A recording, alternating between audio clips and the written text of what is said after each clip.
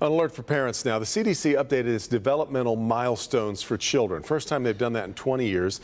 And these are guidelines for when most children should adopt certain skills, like taking their first steps, saying their first words. It's the new language milestones that have really caught the attention of speech professionals. That's right. I was really concerned for a while about my son's language skills. He started to say just a few words at about 15 months, and that was right at the beginning of the pandemic. And I kept wondering if he was where he should be, considering we were all staying at home wearing masks. That's a picture of him on his third birthday.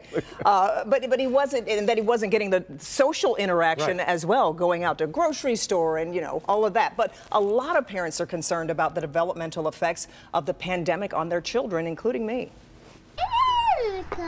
Oh, the blue car. Good talking, Wyatt. At 2.5, Wyatt's language skills are now thriving.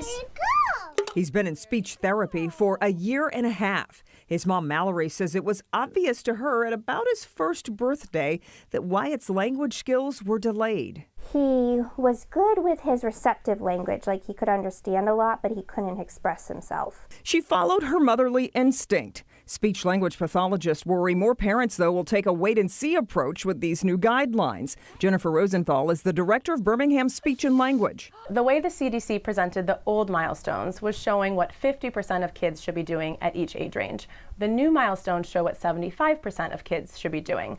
So the intention was really good. They wanted to try to target those kids that were definitely delayed. But the reality is, when a parent looks at those milestones, they might then think that they have longer to wait before their child has to meet that benchmark. Here's another example. The old guidelines suggested a 24-month-old would have an average vocabulary of 50 words. But the new guidelines say a 30-month-old should have a vocabulary of 50 words.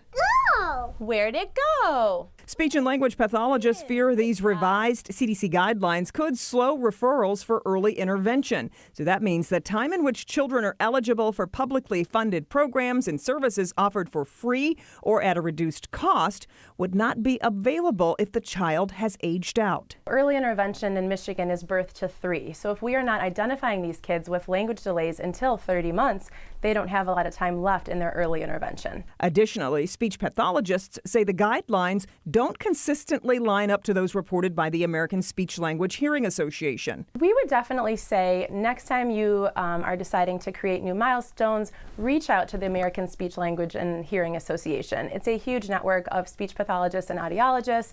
We're experienced, we're licensed, we do this every day. As for Wyatt's mom, she says waiting would have done Wyatt a huge disservice. It's incredible. He not only has his speech come along, but his personality just blossomed. It was like this whole new Wyatt, you know, it just gave him the chance to show us who he really is, and now he doesn't stop talking.